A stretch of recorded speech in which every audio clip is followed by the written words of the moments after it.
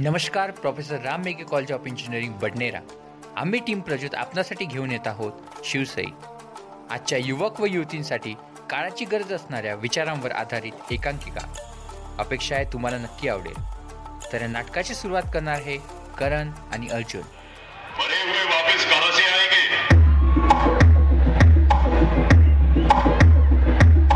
जमीन की छाती फाड़ के आएंगे, आसमान का सीना चीर के आएंगे, फाड़ के आएंगे, चीर के आएंगे, फाड़ के आएंगे, चीर के आएंगे, फाड़ के चीर के, फाड़ के चीर के, फाड़ के फाड़ के फाड़ के फाड़ के चीर के आएंगे. मेरे करण अर्जुन आएंगे.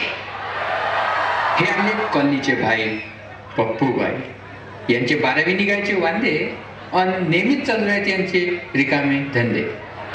दादा दादा दादा दादा दादा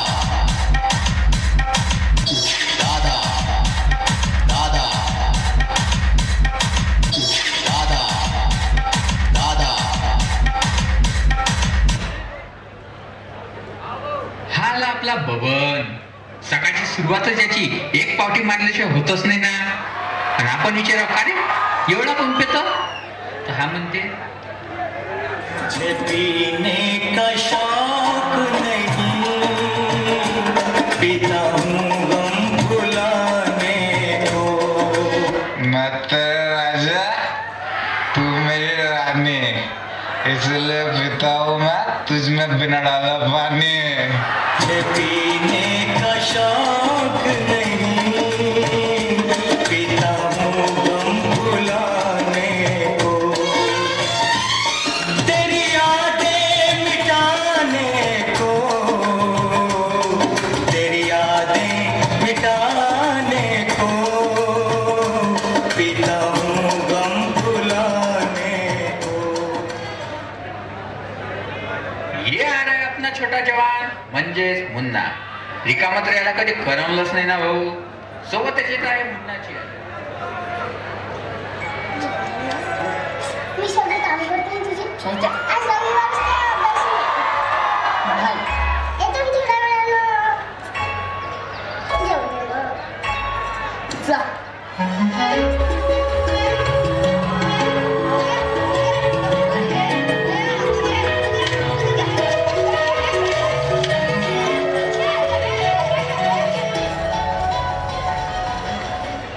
आता येत आहे मुन्नाची बहीण म्हणजेच आपल्या नाटकाची नायिका.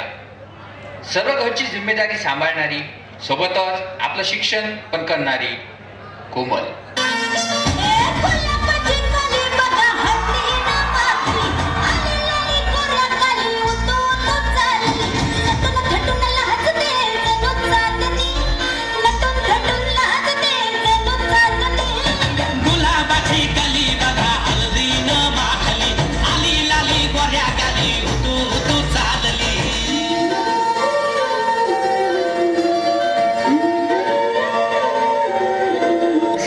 कोमल दुपारच्या सुमारास मार्केटला जात असतानाचा हा प्रसंग. जिंदगी जिंदगी जिंदगी हाँ जिंदगी जिंदगी जिंदगी, दोस्तों की दुनियादारी में हंसी मेरी जिंदगी. ऐसा क्या हुआ रे, ऐसा क्यों हुआ रे, फटता है बटन छोड़े, थोड़ा कश्मर ले जाओ कश्मर रे.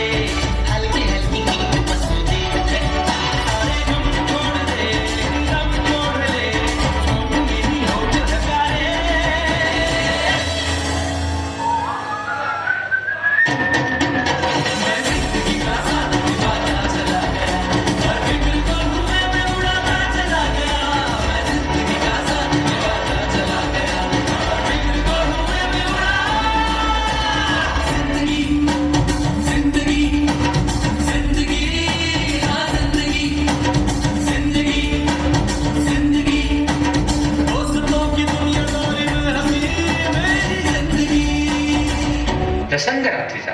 कोमल व तिची मैत्रीण एक कार्यक्रम आटोपून घरी परतत असतानाचा हा प्रसंग.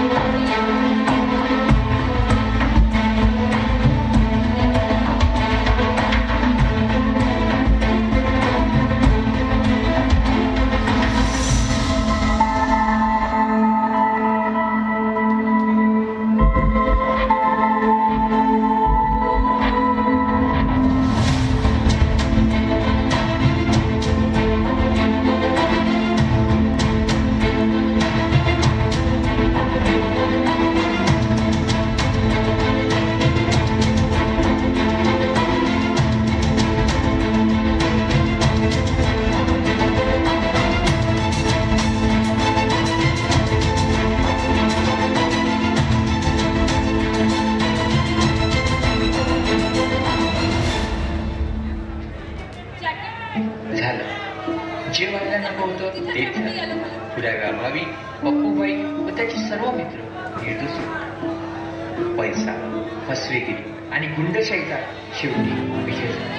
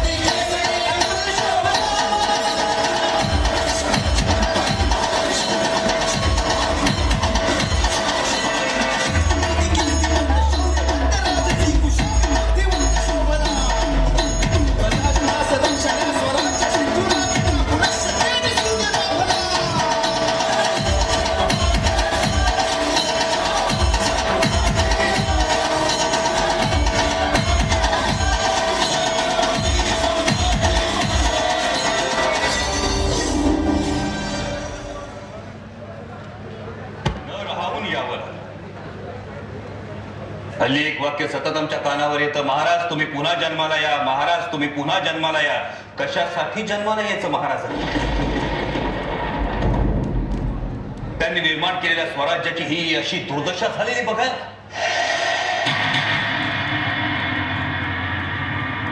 यवनांच्या अत्याचारातून रयतेला माता भगिनींना मुक्त करण्यासाठी महाराजांनी जन्म घेतला. त्यांनी स्वराज्य उभं केलं, एवढंच नव्हे त्याचं सुराज्य करून दाखवलं. जिथे माता भगिनींचा सन्मान केला जातो, त्यांना सुरक्षित वाटतं ते सुराज्य. तुम्ही तरुण स्त्रियांचा हा असा अवमान करता.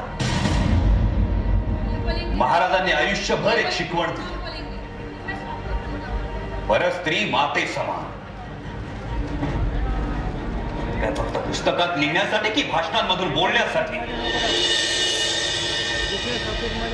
हा एक एक किल्ला बांधण्यासाठी, जिंकण्यासाठी महाराजांनी त्यांच्या मावळ्यांनी जीवाचं रान केलं.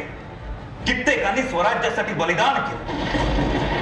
या किल्ल्याचा प्रत्येक बुरुज, प्रत्येक दगड त्याचा साक्षीदार आहे. त्यांच्याच साक्षीनं तुम्ही काय करता आहात? गनिमांना जिथं साधं पोचताही येऊ नये असं सुरक्षित ठिकाण म्हणजे आपले गडकिल्ले. तेच गडकिल्ले असुरक्षित जागा वाटाव्या. महाराजांसारखी दाढी राखणं, कपाळाला चंद्रकोर लावणं ही हल्लीची रीत आहे, चांगली गोष्ट आहे. पण केवळ बाह्यांगानं महाराज बनण्याचा प्रयत्न करण्यापेक्षा अंतरंगात महाराजांचे विचार, महाराजांची शिकवण भिनवून घेतली तर ती महाराजांना खरी आदरांजली.